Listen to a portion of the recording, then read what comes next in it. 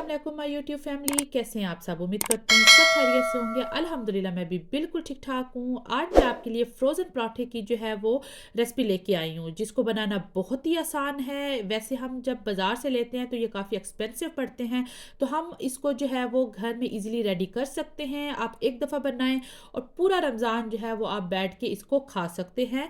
और हम इसको किस तरह फ्रीज़ करेंगे वो भी मैं आज आपको बताऊँगी। और इसको जो है वो हम 4 मुख्तलिफ़ तरीके से बनाएँगे। तो चले चलते हैं अपनी रेसिपी की तरफ कि हम इसको जो है वो किस तरह सेव कर सकते हैं। और ये बहुत ही ज़बरदस्त जो है वो लच्छेदार बन के रेडी होते हैं। तो चलें हम अपनी रेसिपी स्टार्ट करते हैं। यहाँ पे जो है वो मैंने घर का जो फाइन आटा होता है वो ले लिया है। 3 कप आपने जितना भी लेना है आप वो ले सकते हैं। इसमें जो है वो मैंने हाफ़ टी स्पून सॉल्ट लिया है और 2 टेबल स्पून मैं इसमें घी का डाल रही हूँ। और अगर आप चाहें तो आप मैदे के भी बना सकते हैं। हमारे घर में जो है वो मैदे के कोई भी पराठे नहीं खाता, तो इसलिए मैं घर के ही जो आटा होता है घर का उसके ही बनाती हूँ। तो हमने इसको जो है वो पहले अच्छी तरह से मिक्स करना है और फिर उसके बाद हमने इसको जो है वो नीम गर्म पानी से गूँदना है। आप हमेशा चाहे आटा वो आप रोटी के लिए गूंद रहे हैं या फिर आप पराठों के लिए गूंद रहे हैं, तो आप जो है वो हमेशा नीम गर्म पानी ही यूज़ किया करें। इससे आपकी डो बहुत ही सॉफ्ट बनती है। हमने इस आटे को बहुत सॉफ्ट नहीं गूंदना है। पराठे जो हम बनाते हैं ना फ्रोज़न पराठे, उसके लिए थोड़ा सा ये हार्ड ही गूंदा जाता है आटा। तो अभी जैसे ही आपको स्क्रीन पे नज़र आ रहा है ना, तो ये इतना जो है वो ज़रा सख्त होना चाहिए, बहुत नरम नहीं होना चाहिए, वरना फिर जो है वो पराठे हैंडल जो है वो नहीं होते हैं, क्योंकि हमने इसको फ्रीज़ करना है। तो ये जैसे आपको स्क्रीन पे नज़र आ रहे हैं ना, तो इतना जो है वो ये आटा हार्ड होना चाहिए।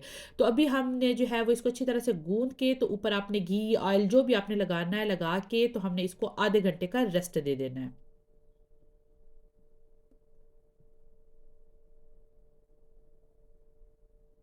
आटे को गूंदे हुए आधा घंटा हो गया था, तो अभी हम जो है वो इसके पेड़े बना लेंगे। तो आपने जो है वो बहुत बड़ा पेड़ा भी इसका नहीं लेना है और ना ही बहुत छोटा लेना है। आपने देखा होगा कि जब हम बाज़ार से फ्रोज़न पराठे लेते हैं ना, तो वो बहुत ज़्यादा बड़े होते हैं और ना ही बहुत ज़्यादा छोटे होते हैं। तो हमने एक नॉर्मल साइज़ का जो है वो पेड़ा ले लेना है। और अभी मैं आपको जो है वो इसके 4 टाइप के जो है वो शेप बताऊँगी कि हम 4 तरीके से ये लच्छे वाला पराठा बना सकते हैं। तो सबसे पहले आप जो है वो इसको रोलिंग पिन, ये जो बेलना होता है, इससे जो है वो आपने एक रोटी की तरह इसको बेल लेना है। उसके बाद जो है वो आपने इसके ऊपर पहले घी लगाना है और उसके बाद ऊपर आपने जो है वो आटा, या अगर आप मैदे के बना रहे हैं तो मैदा आपने छिड़क लेना है। वो करने के बाद जो है वो मैंने यहाँ पे जो है वो पिज़्ज़ा कटर ले लिया है। आप चाहें तो छुरी की मदद से भी इसको जो है वो ईज़िली कर सकते हैं। तो इस तरह आपने जो है वो कट लगाते जाना है। जिस तरह ये मैं कट लगा रही हूँ ना, बहुत ही रफली से जो है वो आपने ऐसे कट लगाते जाने हैं। कोई ये नहीं कि बहुत सीधे होने चाहिए, नहीं, बस ऐसे ही आपने रफली से कट लगा लेने हैं सारे के सारे, जिस तरह आपको स्क्रीन पे नज़र आ रहा है।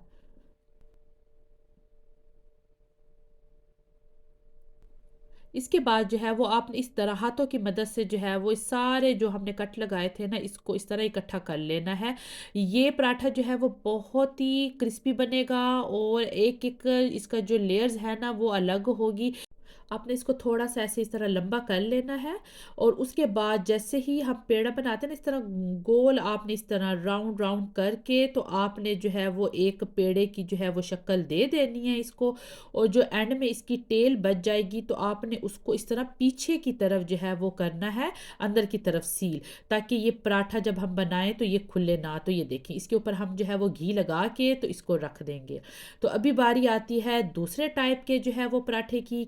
हमने जो है वो दोबारा से उसको एक रोटी की तरह उसको बेल लिया है। हम पहले जो है वो उसको घी लगा लेंगे, फिर उसके ऊपर जो है वो जो खुश्का है वो छिड़केंगे। खुश्का जो है वो बहुत ज़्यादा आपने नहीं छिड़कना, बस थोड़ा सा ही आपने जो है वो डाल। अभी आपने छुरी की मदद से या फिर जैसे मैंने जो है वो ये पिज़्ज़ा कटर लिया है, आपने एक एक इंच का जो है ना इस तरह उसकी स्ट्रिप काट लेनी है। पहले तो हमने बहुत ही रफली किया था ना, कट लगाए थे, लेकिन अभी आपने जो है इस तरह एक एक इंच का करके, तो बस उसको इस तरह आपने राउंड शेप में लेके आना है। फिर उसको आपने दूसरी जो हमने स्ट्रिप काटी है, जो पट्टी काटी है, उसके ऊपर इस तरह आपने राउंड करना है। इस तरह एक दूसरे के ऊपर आपने जो है वो ये स्ट्रिप पे जो है वो सर्कल में घुमाते जाना है, तो ये आपका जो है वो पराठा रेडी होगा। बहुत ही इसकी ज़बरदस्त लेयर्स बनती है। ये तरीका जो है वो मेरा फ़ेवरेट है। मैं घर में मोस्टली जो है वो इस तरीके से ही पराठे बनाती हूँ। इससे जो है वो एक-एक लेयर आपकी जो है वो अलग-अलग होती है। तो ये देखिए, ये भी रेडी हो गया। तो अभी जो है वो हम इसको भी जो है वो घी लगा के तो साइड पे रख देंगे। अभी बारी आती है तीसरे टाइप की। वो भी इसी तरह ही आपने सेम वही प्रोसेस करना है। उसके बाद आपने सेंटर में एक कट लगाना है और आपने इसको जो है वो कोन की तरह, ये देखिए कोन बनती जा रही है। आपने एक हाथ सेंटर में रखना है और इस तरह इसको घुमाते जाना है, तो ये कोन सी बनती जाएगी आपकी। ये बहुत ही ईज़ी तरीका है और मुझे लगता है कि मोस्टली घरों में जो है वो ये तरीका यूज़ होता है। तो बस इसके बाद आपने इस तरह इसको प्रेस कर लेना है। तो ये हमारा तीसरा तरीका भी जो है वो डन हो चुका है। इसको भी ऐसे घी लगा के रख देंगे।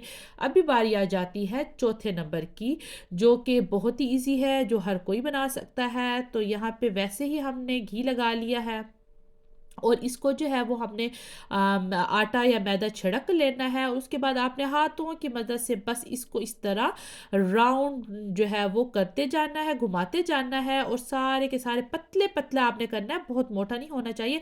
इस तरह ये देखिए दोनों हाथों की मदद से, जैसा आपको स्क्रीन पे नज़र आ रहा है।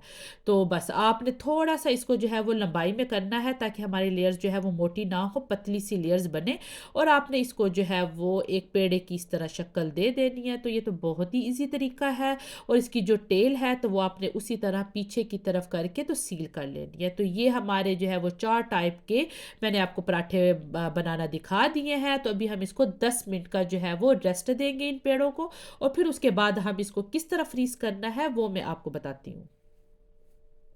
तो यहाँ पे जो है वो 10 मिनट हो चुके थे। तो अभी मैंने 1 टेबलस्पून ऑयल लिया और उसके अंदर 1 टेबलस्पून ही मैं मैदा डाल रही हूँ। इसको हमने पेस्ट बना लेना है। ये हमने आगे यूज़ करना है, अभी मैं आपको बताती हूँ।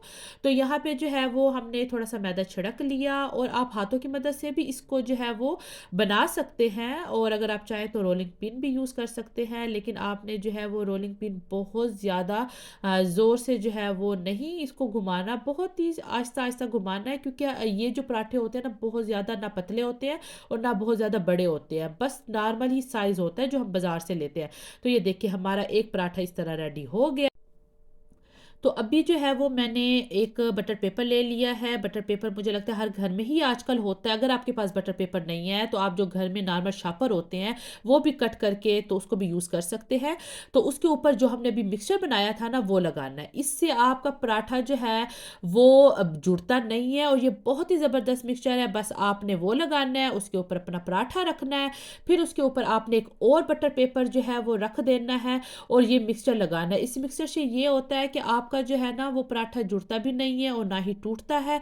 तो बस इस तरह एक-एक करके तो मैंने यहाँ पे सारे पराठे जो है वो डन कर दिए हैं और आप इसको ज़िप-लॉक बैग जो कि ईज़िली आजकल जो है वो मिल जाते हैं बहुत सस्ते से।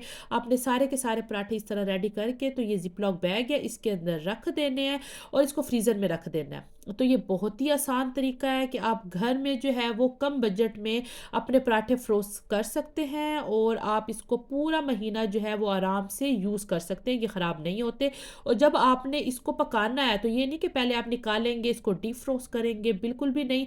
आपने निकालना है और फ़ौरन ही आपने तवा गरम करके तो इसको पका लेना है। तो चलें जी, अभी हम जो है वो एक पराठा बना के देखते हैं। तो तवा यहाँ पे गरम हो चुका है और यहाँ पे जो है वो मैंने एक पराठा बेल के तो इसके ऊपर जो है वो डाल दिया है और अभी हम जो है वो इसको पकाएँगे। जब एक तरफ से ये थोड़ा-सा पकना शुरू होगा, हमने इसकी साइड चेंज कर लेनी है और तब हमने जो है वो घी यूज़ करना है। आप चाहे तो घी, ऑयल, बटर जो भी यूज़ करें और वैसे भी पराठे के ऊपर ना थोड़ा-सा घी जो है वो ज़्यादा ही यूज़ होता है, तो तभी जो है वो पराठे की शक्ल भी निकल के आती है और मतलब मज़ा भी आता है। तो यहाँ पे जो है वो मैंने घी यूज़ किया है। अभी हमने इसको दोनों तरफ से जो है वो अच्छी तरह ब्राउन करते हुए जो है वो पकाना है। तो अभी मैं आपको दिखाऊँगी कि इसकी लेयर्स जो है वो अभी से आप ये देखें कि आपको नज़र आना शुरू हो गई होंगी कि ये कितना ज़बरदस्त बन रहा है माशाल्लाह। तो आप जो है वो घर में इसको ईज़िली बना सकते हैं। इसको बनाना बिल्कुल भी मुश्किल नहीं, अभी जो है वो आपको बाहर से लेके आने की तो ज़रूरत ही नहीं है।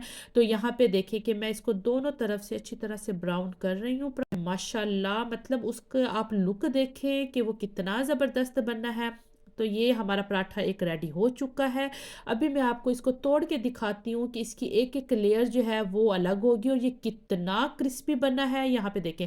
और आपको इसकी लेयर्स भी नज़र आ रही होंगी। तो ये क्रिस्पी पराठा और फ्रोज़न पराठा या लच्छे वाला पराठा घर में बनाना बिल्कुल भी मुश्किल नहीं है, आप आसानी से बना सकते हैं। उम्मीद करती हूँ कि ये रेसिपी आपके लिए हेल्पफुल रही होगी। अगर आपको ये रेसिपी अच्छी लगी है तो इसको लाइक कर दें, और अगर अभी अभी तक आपने मेरे चैनल को सब्सक्राइब नहीं किया तो इसको जल्दी से सब्सक्राइब कर दें, ताकि इस तरह हर नई आने वाली और अच्छी वीडियो जो है वो आपको मिल सके। अपना भी ख्याल रखिएगा और मुझे भी अपनी दुआओं में याद रखिएगा। मिलती हूँ मैं किसी और नई रेसिपी के साथ। अल्लाह हाफ़िज़।